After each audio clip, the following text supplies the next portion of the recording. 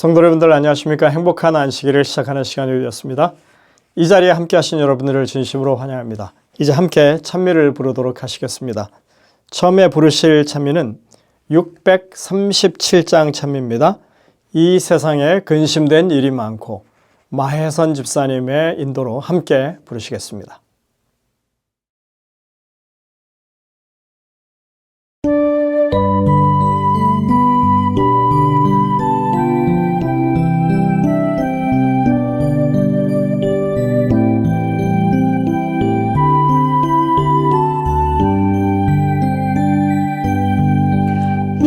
세상에 근심된 일이 많고 참 평안을 몰랐구나. 내 주 예수 널 불러오라시니 곧 평안이 쉬리로다. 주 예수의 귀하신 은혜로다. 참 기쁘고 즐겁구나. 그 은혜를 영원히 누리겠네. 곧 평안이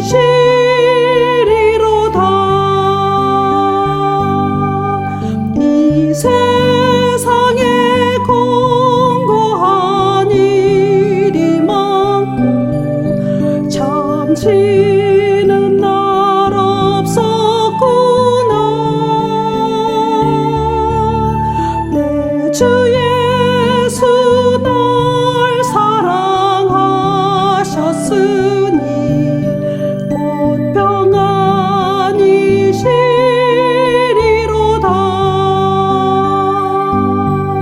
주 예수의 귀하신 은혜로다. 참 기쁘고 즐겁구나. 그 은혜를 영원히 누리겠네. 곧 평안이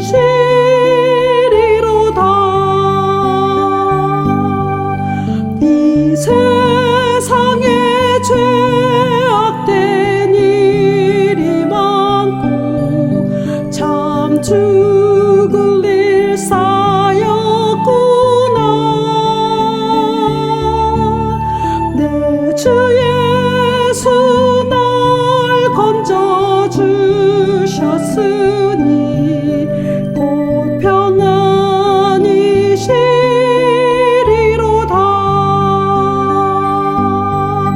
주 예수의 귀하신 은혜로다.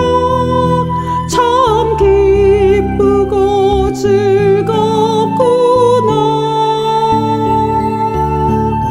그 은혜를 영원히 누리겠네. 곧 평안이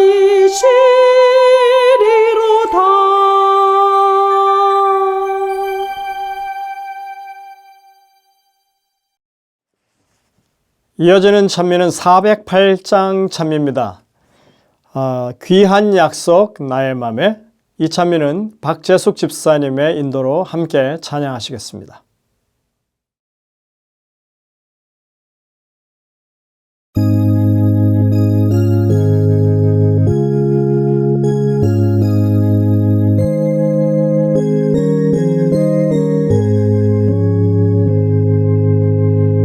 귀한 약속 나의 맘에 항상 흘러넘치네.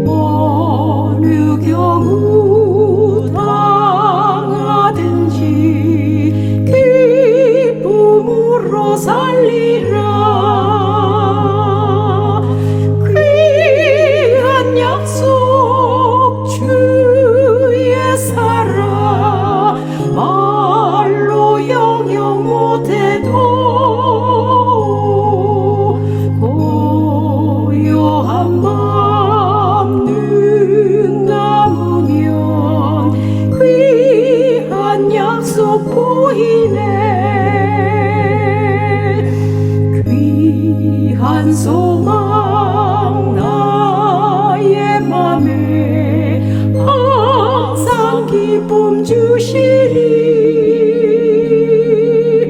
어려운 일 당할 때도 찬송하며 살리라 귀한 약속 주의 사랑 말로 영영 못해도 고요한 밤 눈 감으면 귀한 약속 보이네.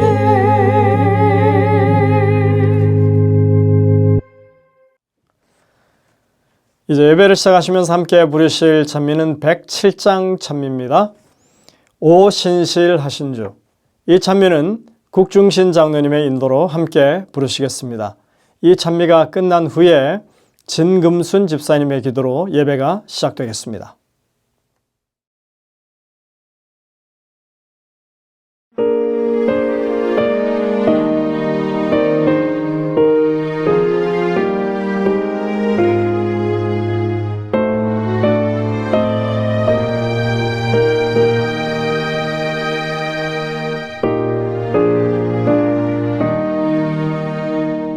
오 신실하신 주 내 아버지여 늘 함께 계시리 도련없네 그 사랑 편찮고 날 지키시며 어제나 오늘이 한결같네 오 신실하신 주 오 신실하신 주 날마다 자비를 베푸시며 일용할 모든 것 내려주시리 오 신실하신 주 나의 구주 봄철과 또 여름 가을과 겨울 해와 달 별들도 다 주의 것 만물이 하나로 드러낸 증거 신실한 주사랑 나타내네 오 신실하신 주 오 신실하신 주 날마다 자비를 베푸시며 일용할 모든 것 내려주시리 오 신실하신 주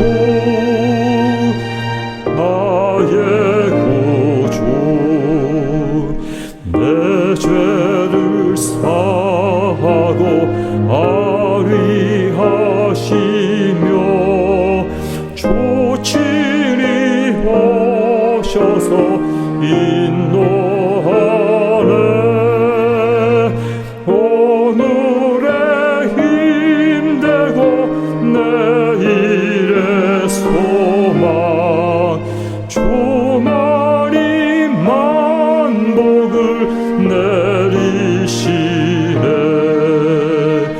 오 신실하신 주 오 신실하신 주 날마다 자비를 베푸시며 일용할 모든 것 내려주시리 오 신실하신 주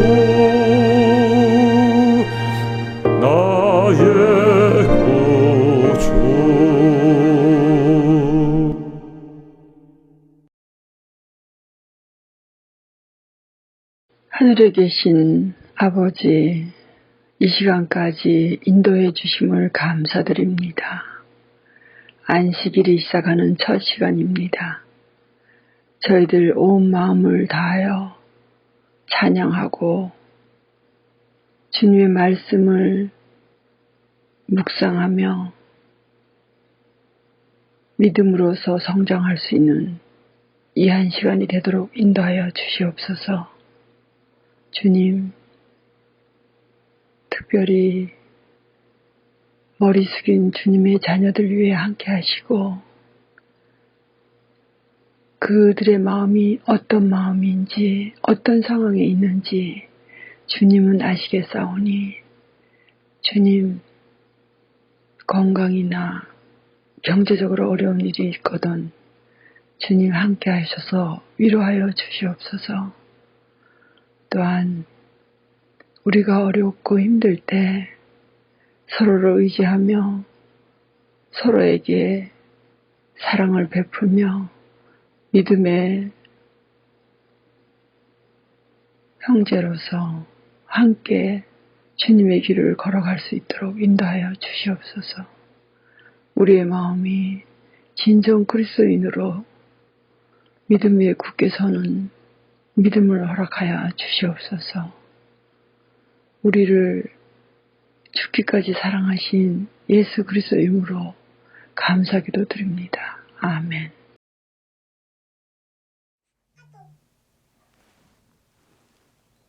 성도 여러분들 한 주간 평안하셨습니까? 이 안식일 하나님의 은혜가 넘치는 귀한 시간 되시기를 간절히 바랍니다. 5월 하순이 되어가지만 여전히 저희는 코로나의 여파 가운데 있습니다. 합회에서 지난번에 목회자 모임을 잠시 가졌었는데 대면이 아닌 온라인으로 모였습니다. 물론 시간적인 문제도 있긴 하지만 그러나 지금 여전히 코로나가 주변에 이렇게 상존해 있기 때문에 위험이 도사리고 있는 상황입니다. 합회 직원들의 이 관련된 분들 가운데서도 아마 돌아가시는 분들이 계신 것 같고 그래서 이 모임에 특별히 주의하라고 하는 그런 당부가 있었습니다. 저희들 정말 새롭게 이제 팬데믹이 지나고 무언가 새로운 일들을 좀 하려고 하는데 여전히 아직 여의치 않은 그런 상황에 있습니다. 하지만 그러한 시도를 저희들이 끊임없이 계속 지금 해나가야 할 때라고 생각이 됩니다. 우리 성도님들의 그런 기도와 또 협력이 함께 하시기를 간절히 바랍니다. 여전히 저희 주변에 이렇게 안타까운 소식들이 있습니다. 어려움 가운데 있는 특별히 이 질병으로 고통당하는 우리 성도들을 위해서 기도해 주시고 또 이 교회 모임이 더 원활하게 잘 이루어질 수 있도록 하나님의 은혜 가운데 저희가 그러한 일들을 진행할 수 있도록 여러분들이 계속 기도해 주시기를 바랍니다. 오늘 이 저녁에도 오클라호마 교회를 섬기시는 전상원 목사님의 말씀을 듣도록 하겠습니다. 요한 1서에 있는 말씀을 중심으로 저희가 5월 한 달 동안 하나님의 은혜를 나누고 있습니다. 이 시간을 통해서 여러분들이 정말 믿음에 더욱더 큰 진보가 있게 되시기를 간절히 바랍니다. 이제 준비된 특창을 들으신 후에 목사님의 말씀을 듣도록 하겠습니다. 하나님의 크신 은혜가 함께 하시기를 간절히 바랍니다.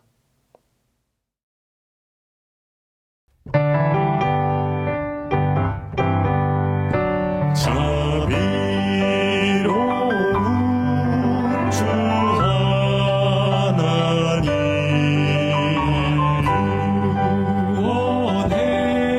원했으니 내 잃어버린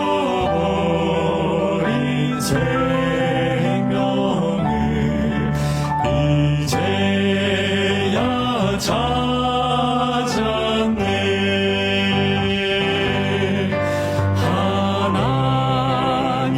하나님의 크신 권능 내 영혼 지키고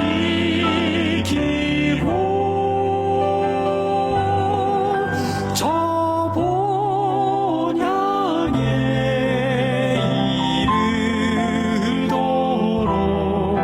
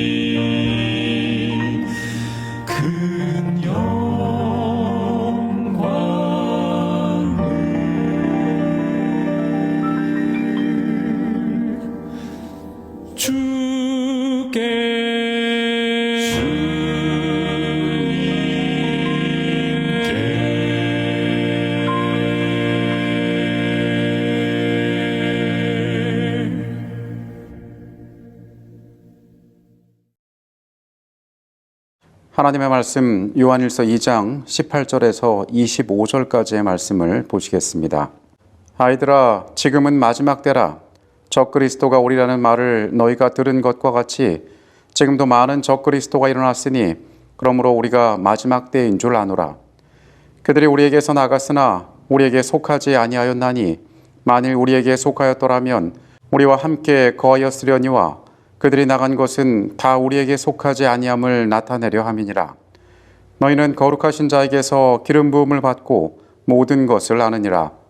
내가 너희에게 쓰는 것은 너희가 진리를 알지 못하기 때문이 아니라 알기 때문이요 또 모든 거짓은 진리에서 나지 않기 때문이라. 거짓말하는 자가 누구냐? 예수께서 그리스도이심을 부인하는 자가 아니냐? 아버지와 아들을 부인하는 그가 적그리스도니 아들을 부인하는 자에게는 또한 아버지가 없으되 아들을 시인하는 자에게는 아버지도 있느니라. 너희는 처음부터 들은 것을 너희 안에 거하게 하라. 처음부터 들은 것이 너희 안에 거하면 너희가 아들과 아버지 안에 거하리라. 그가 우리에게 약속하신 것은 이것이니 곧 영원한 생명이니라. 성도 여러분, 안녕하십니까? 지난 한 주일 동안 이 땅에서의 삶을 위해서 참 많이 수고하고 애쓰셨습니다. 하나님께서 시간 가운데 평안으로 우리를 부르십니다. 말씀을 통하여 우리의 삶을 교훈하기를 원하십니다. 거룩한 마음으로 이 시간 함께하게 된 것을 하나님께 감사드립니다. 우리 각자에게 들려주시는 세미한 음성을 통하여 하늘과 만나고 삶을 고칠 수 있는 아름다운 한 시간이 되기를 이 시간 간절히 바라겠습니다. 하나님의 말씀인 성경에는 신앙의 위인들의 이야기도 나오지만은 영적으로 실패한 사람들의 이야기도 나오고 있습니다. 그 이야기들 가운데 가장 가슴 아픈 사건 중 하나는 바로 사울의 실패라고 할 수 있을 것입니다. 하나님께서 한 왕을 부르시고 그에게 책임을 맡기셨습니다. 이 땅의 관점으로 보았을 때 그리고 하나님 앞에서도 그는 여러 가지 면에서 유용한 젊은이였습니다. 그러나 그의 삶을 통하여 그가 영적으로 성실하지 못하다는 것이 드러났고 결국 그의 삶의 마지막 순간에 그가 한 행동들을 통해서 우리는 하나님을 떠난 사람이, 하나님과 교통할 수 없는 사람이 어떤 비극을 마주하는지를 바라보게 됩니다. 더 이상 선지자의 도움을 받지 못하였던 이 왕은, 아니 더 정확히는 하나님과 교통할 수 없었던, 하늘과 단절되어 있던 이 왕은 신접한 여인을 찾아갑니다. 그는 그곳에서 거짓 영에게 비극적인 선고를 듣고 그의 삶을 비참하게 마무리합니다. 사단은 이스라엘 백성들로 하여금 무녀를 신뢰하고 그녀에게 묻게 하고자 하였다. 그렇게 한다면 그들은 그들의 권고자이신 하나님께로부터 돌아서 스스로 사단의 지도를 받게 될 것이다. 그 운명의 끝에서는 가장 쓰라린 경험이 그를 기다리고 있었습니다. 그에게 주어진 삶의 시간 가운데 그는 결국 이렇게 실패하고 말았던 것입니다. 모든 시대를 살아가는 하나님의 백성들에게 있어서 공통적인 점이 있으니 그들이 영적으로 도전받고 있다는 것입니다. 언제나 그들을 두르고 있는 영적인 위험들이 그들 가운데 있습니다. 그것은 요한의 시대에도 마찬가지였고 오늘 우리가 살아가는 시대에도 마찬가지입니다. 우리의 눈에 띌 만큼 커다란 신앙의 위협도 우리에게 있을 수 있지만은 어쩌면 그거보다 더 두려운 것은 우리가 믿고 있는 것들을 교묘하게 혼동시키고 그 가운데서 우리로 하여금 하늘과 교통할 수 있는 올바른 길을 막는 것이 바로 그것입니다. 요한은 그의 편지서 가운데 적그리스도를 언급하고 있습니다. 마지막 때에 이것이 나타난다라고 이야기합니다. 하나님의 백성들이 살아가는 시간 가운데 어떠한 것들을 분별하며 그리고 무엇을 붙잡고 우리가 다가올 영광스러운 미래를 준비해야 할지에 대해서 그가 이야기하고 있습니다. 말씀 가운데에서 그 교훈들을 함께 살펴보도록 하겠습니다. 아이들아, 지금은 마지막 때라. 적그리스도가 오리라는 말을 너희가 들은 것과 같이 지금도 많은 적그리스도가 일어났으니 그러므로 우리가 마지막 때인 줄 아노라. 이 말씀 가운데 등장하는 적그리스도라는 말은 헬라어로도 안티크리스토스라는 말로 쓰였습니다. 안티, 반대되는, 크리스토스, 그리스도라는 뜻입니다. 반대를 뜻하는 안티라는 말과 크리스토스, 그리스도라는 말의 합성어로 이루어진 것입니다. 즉 그리스도에 대적하는 자라는 의미로 쓰인 것입니다. 2장 18절에 나오는 이 적그리스도에는 관사가 쓰이지 않았습니다. 그래서 특정한 인물을 지칭하기보다는 여러 세력들을 의미하는 것으로 보입니다. 요한이 여기서 적그리스도를 언급할 때에 이 적그리스도는 교회 안에 존재했던 영지주의자와 같은 이단들을 대상으로 말하는 것처럼 보입니다. 그들은 교회 안에 여러 혼란을 일으켰는데 그 중에 가장 중요한 이설을 전한 것이 예수 그리스도에 대한 그분의 신성성에 대한 의심이 들 만한 것들을 그들이 교회 안에 퍼뜨렸기 때문이었습니다. 이것을 통하여 교회는 혼란을 경험했습니다. 그들이 적그리스도라 불리기에 합당할 만큼 그들은 그리스도의 자리, 그분이 어떠한 분이신지를 공격하는 것이었습니다. 적그리스도가 가지고 있는 특징을 크게 두 가지로 말할 수 있는데 첫 번째로는 그리스도의 사역에 반대하는 입장을 취하는 것입니다. 그리고 또 한 가지는 그분께서 하시고 계시는 창조주이시오, 우리에게 오신 구속주이시오, 더 나아가서 우리를 중보하시는 그 자리에 계신 예수 그리스도의 자리를 혼동하는 것이 적그리스도의 역할이라 할 수 있을 것입니다. 우리가 성경의 모든 역사를 통하여 알듯이 하나님께서 우리를 위하여 준비하신 구원의 모든 과정들은 흔들리고 도전받아 왔습니다. 때로는 감당할 수 없는 핍박으로, 때로는 그것을 교묘히 혼동시킴으로 사람들에게서 그 구원의 길로부터 멀어지게 하였습니다. 앞선 사울의 경험처럼 하나님과 교통할 수 있는 방법을 잃어버려서 인간은 어둠 가운데로 빠져들게 되는 모습들이 바로 그것이었습니다. 그러니까 처음 적그리스도는 하늘의 광명한 천사였던 바로 사단이었던 것입니다. 너 아침의 아들 계명성이여 어찌 그리 하늘에서 떨어졌으며 너 열국을 엎은 자여 어찌 그리 땅에 찍혔는고 내가 내 마음에 이르기를 내가 하늘에 올라 하나님의 뭇별 위에 내 자리를 높이리라 내가 북극 지폐의 산 위에 앉으리라 가장 높은 구름 위에 올라가 지극히 높은 이와 같아지리라 하는도다. 이사야서의 말씀은 아침의 아들 계명성 곧 사단은 가장 높은 곳에 올라 지극히 높은 자와 같아지려 한다고 이야기하고 있습니다. 그의 최종적인 목적은 예수 그리스도의 자리를 자신이 차지하는 것입니다. 그분의 사역과 역할에 중점이 있는 것이 아니라 그 스스로가 높은 명예를 취하고자 하는 그 영광을 자신이 받고자 하는 그 시도를 그가 끊임없이 하고 있다는 것을 성경이 우리에게 알려주고 있는 것입니다. 요한은 적그리스도가 일어나는 것을 보고 마지막 때임을 분별한다고 이야기합니다. 요한은 예수에게서 배운 자였습니다. 그분이 삶에 선물한 모든 소망을 아는 자였습니다. 그리고 머지않은 세계에 그분께서 준비하신 나라에 함께할 것을 고대하는 자였습니다. 그래서 그의 시간들 가운데 그는 늘 세상의 마지막에 와 있는 것처럼 살아가며 영적인 준비에 매진하던 자였습니다. 하나님의 백성들 역시 이러한 마음과 이러한 삶의 태도를 가지고 그들이 살아가는 세계를 준비하기를 원했습니다. 그들이 도전받는 시대에, 영적으로 위협받는 시대에 그들 가운데 어떠한 교훈들이 주어져야 할지 사도는 간절하게 그들을 향하여 이야기하고 있는 것입니다. 우리가 시대의 끝에 접근해 갈수록 사람들의 마음은 사단의 책략에 더욱 쉽게 영향을 받게 된다. 사단은 기만당한 사람들로 하여금 그리스도의 사업과 이적을 일반적 원칙에서 헤아리게 한다. 사단은 그리스도의 사업을 모조하여 그 자신의 능력과 주장을 세우고 언제나 야망을 품어왔다. 그는 이 일을 일반적으로 공공연하고 대담하게 하지 않는다. 그는 교활함으로 자신의 사업을 이루기 위한 가장 효과적인 방법이 빛의 천사의 모양을 하고 가난하고 타락한 사람에게 접근하는 길임을 안다. 교회의 역사 가운데 많은 사람들은 이 요한일서에 언급되어 있는 이 적그리스도를 누군가로 특정하려는 시도들을 해온 적이 있습니다. 우리의 생각과는 달리 이 적그리스도라는 말은 요한2서에서만 나오고 있습니다. 요한의 편지 서신 가운데 딱 4번만 이 적그리스도라는 말이 등장하고 있습니다. 이 말이 어떤 세력을 정확하게 지칭해서 하나로 이야기하기보다는 긴 세월을 통하여서 하나님의 백성들을 대적하고 더 나아가서 예수 그리스도의 그 자리를 대체하려는 세력으로 우리가 바라볼 필요가 있는 것입니다. 우리가 살아가는 시대에는 눈에 띄는 핍박이나 또 제도적인 세상적인 환란은 우리에게 존재하지 않을 수 있습니다. 우리가 예배를 드리고 신앙의 자유를 누리고 그리고 영적인 활동을 하는 것이 세상의 법에 의해서 제약을 받지 않는 시대에 지금 우리는 살고 있습니다. 그러나 우리가 살아가는 시대 역시 우리는 이 땅에서 수많은 적그리스도를 목격할 수가 있습니다. 교묘히 우리의 영적인 관계를 흐트러뜨리고 하나님과의 관계 가운데 실패하게 하는 예수 그리스도의 자리를 대체하려고 하는 수많은 영적인 싸움들이 우리 시대에 벌어지고 있음을 우리는 깨달을 필요가 있는 것입니다.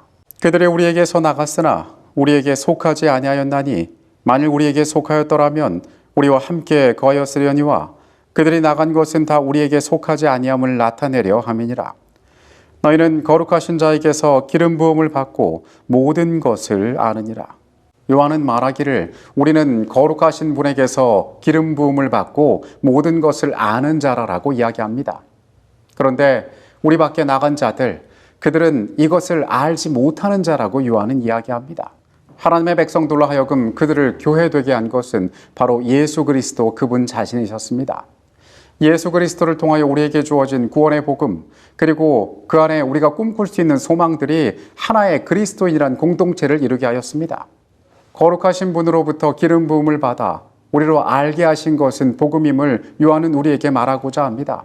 그런데 그것을 믿지 않는 자들, 그것을 신뢰하지 않는 자들이 교회 밖으로 나갔음을 이야기하고 있습니다.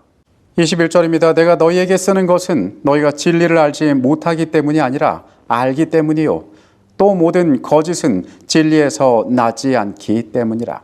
요한은 진리를 말합니다. 진리를 알았다면 거기에서 참된 것이 나올 것이고 거짓은 진리에서 나오지 않았다라고 이야기합니다. 그는 그가 기록한 복음서 가운데 이렇게 예수님의 말씀을 전하고 있습니다. 요한복음 8장 44절과 45절입니다. 너희는 너희 아비 마귀에게서 났으니 너희 아비의 욕심대로 너희도 행하고자 하느니라. 그는 처음부터 살인한 자요 진리가 그 속에 없으므로 진리에 서지 못하고 거짓을 말할 때마다 제 것으로 말하나니 이는 그가 거짓말쟁이요 거짓의 아비가 되었습니다. 내가 진리를 말하므로 너희가 나를 믿지 아니하는도다. 예수님께서는 진리에 속하신 분이셨습니다. 그래서 그분께서는 사람들로 하여금 진리를 알게 하셨습니다. 그런데 죄 가운데 태어난 우리는 거짓의 아비에 속하였으므로 거짓의 일들을 하려 한다라고 이야기하셨습니다. 주께서 이 땅에 오신 이유는 우리를 그 거짓 가운데서 꺼내서 진리 가운데로 부르기 위함이었습니다. 요한은 교회 안에 생겨나고 있는 이 위험한 움직임들, 그들 가운데 있는 이설들, 그들 가운데 있는 다른 믿음들이 거짓으로부터 나온 것이라고 이야기하고 있습니다. 그 모든 시대를 통하여 다양한 형태로 등장하는 적그리스도의 존재들이 거짓의 아비인 사단에게서 나왔다는 것입니다. 거짓말하는 자가 누구냐? 예수께서 그리스도이심을 부인하는 자가 아니냐? 아버지와 아들을 부인하는 그가 적그리스도니 아들을 부인하는 자에게는 또한 아버지가 없으되 아들을 시인하는 자에게는 아버지도 있느니라. 22절은 누가 적그리스도인지를 정확히 얘기하는데 예수가 그리스도이심을 부인하는 자가 적그리스도라고 이야기합니다. 우리가 첫 시간부터 확인했지만은 요한에게 있어서 그가 가지고 있는 가장 중요한 기별은 예수에 관한 것이었습니다. 그가 예수에 대해서 가장 잘 안다고 이 땅에서 자부할 수 있는 사람이었습니다. 그분과 동행하면서 그분에 대해서 가장 깊은 사랑을 가졌던, 그래서 그분을 잘 이해했던, 그분의 사역이 어떠한 것인지 사람들에게 가장 잘 전할 수 있는 사람이 그 자신이라고 모든 세계가 인정하고 있었습니다.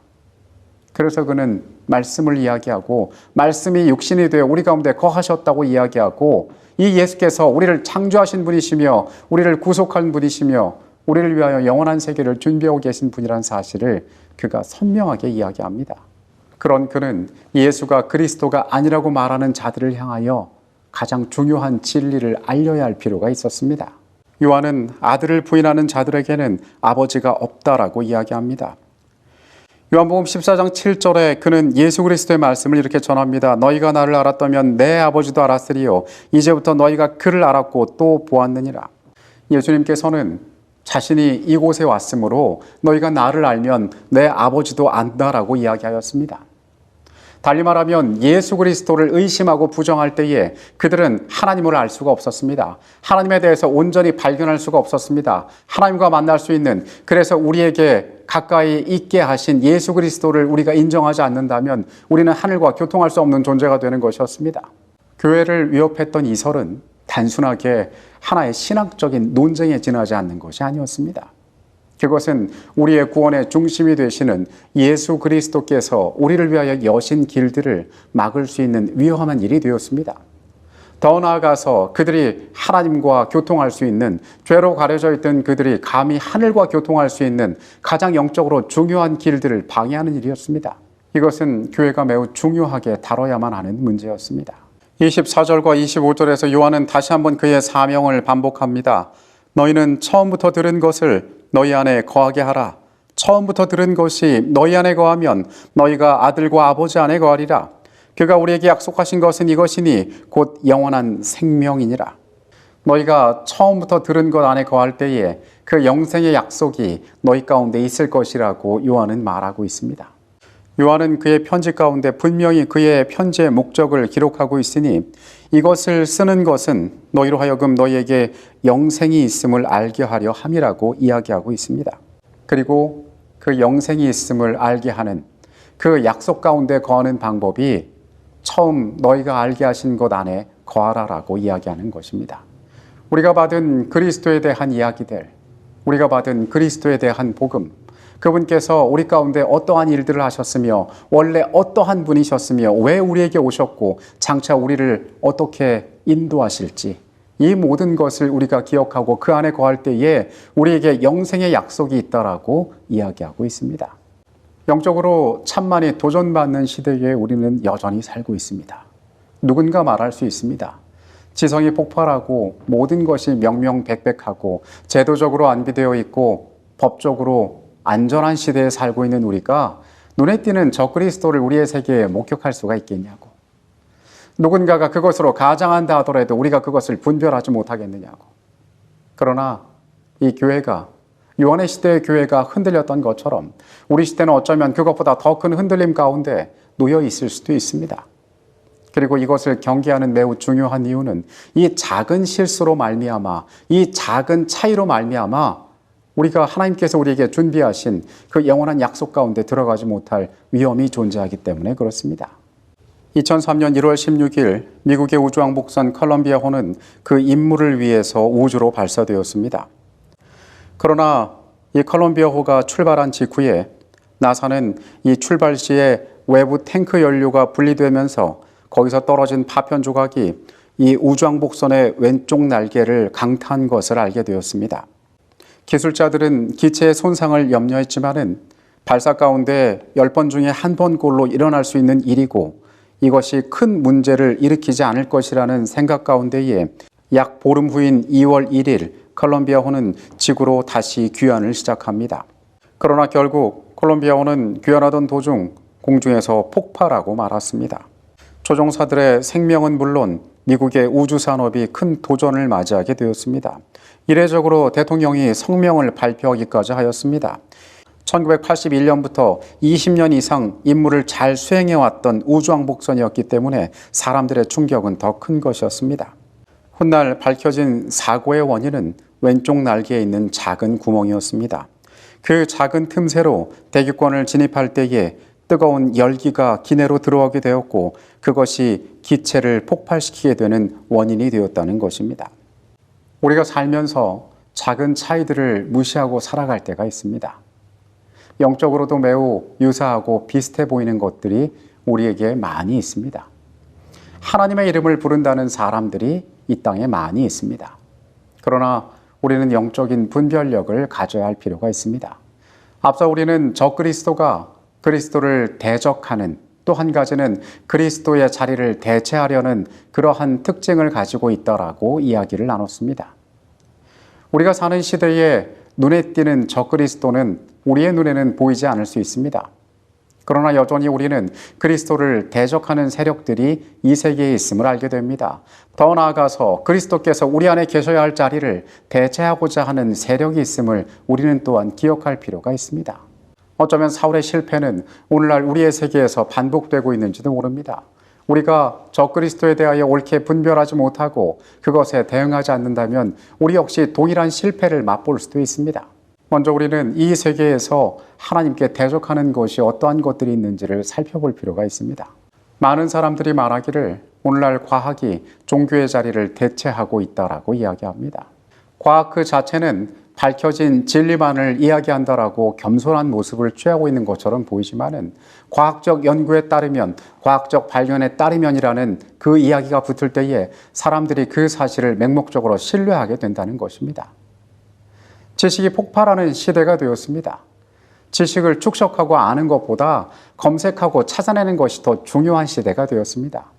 이 시대에 사람들이 오랫동안 믿어왔던 신앙은 그 자리를 잃어가고 있습니다. 하나님께서 우리에게 주신 하나님의 말씀은 마치 세상에 있는 여러 가지의 고전 중에 하나처럼 취급되기도 합니다. 사람들은 더 이상 성경을 문자 그대로 진실하게 받아들이거나 믿지 않습니다. 그들이 과학의 시대에 살고 있다라고 말합니다.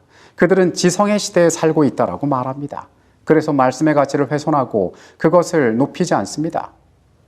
요한은 우리에게 말씀이 오셨다라고 이야기합니다. 그리고 그 말씀이 우리 가운데 계셨다라고 이야기합니다.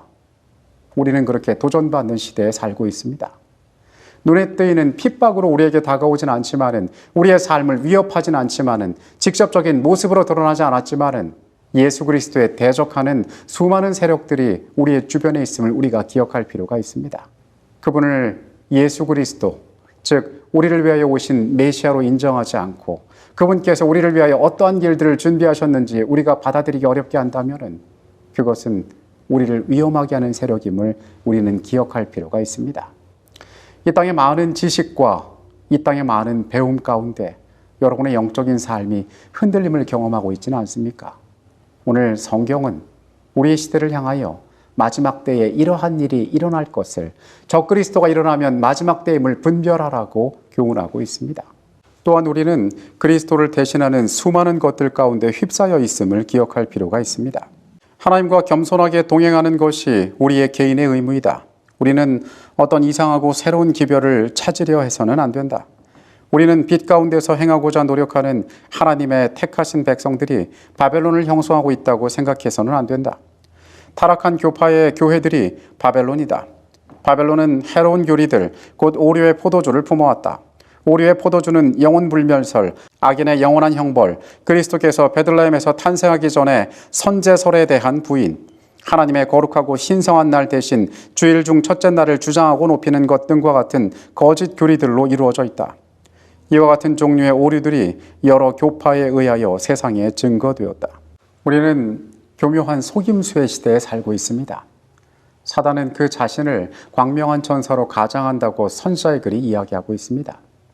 사단은 그 자신이 희화화되거나 사람들 가운데에서 우스꽝스러운 모습으로 등장하는 것, 그리고 그가 지성적이지 못한 존재이며 그를 가볍게 여겨도 된다고 사람들에게 판단되는 것을 즐긴다라고 이야기하고 있습니다. 이 땅에 하나님을 믿는다라고 이야기하는 사람들은 대단히 많이 있습니다. 그러나 그 모든 생각과 그 모든 주장 가운데 오류가 교묘히 섞여 있음을 기억해야 합니다. 요한의 시대에 영지주의가 위험했던 것은 그들이 말하는 가운데 그리스도의 신성이 도전받았기 때문이었습니다. 그분께서 하나님 되심이 도전받았기 때문이었습니다. 마찬가지로 우리 시대에 도전받는 것들이 있습니다. 영혼에 관한 문제, 사람의 죽음에 관한 문제, 부활에 관한 문제, 더 나아가서 우리가 어떠한 날들을 준수해야 하며 우리가 하나님 앞에서 어떠한 것들을 지켜야 하는지, 이 신앙의 문제에 있어서 교묘한 수많은 것들이 섞여 있는 시대에 살고 있습니다. 거짓의 아비인 사단은 우리로 하여금 그런 실패에 빠지게 하기를 원하고 있습니다.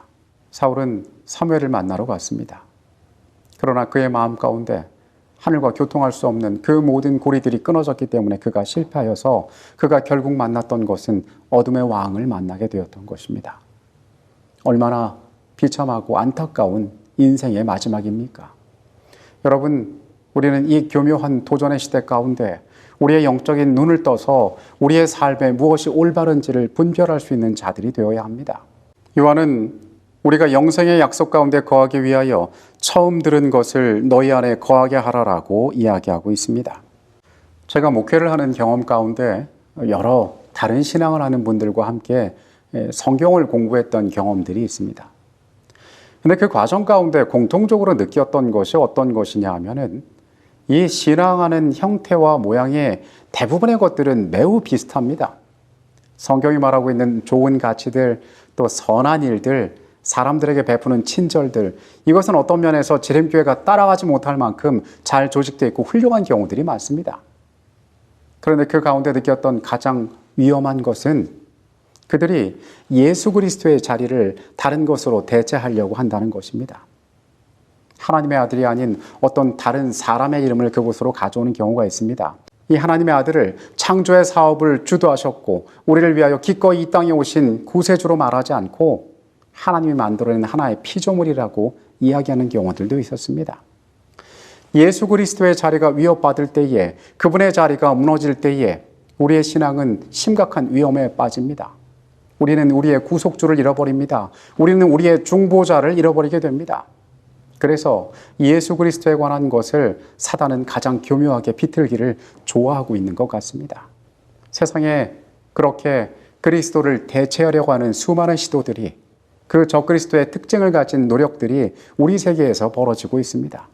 이렇게 도전받고 있는 시대에 요한은 우리에게 말합니다. 이 모든 것들 가운데에서 너희가 처음에 들은 것들 안에 거하라라고 이야기합니다. 목사와 복음교육자에게 보내는 권면 169페이지에 있는 내용입니다. 하나님께서는 우리에게 예수님을 주셨으며 그분 안에 하나님께서 나타나 계신다.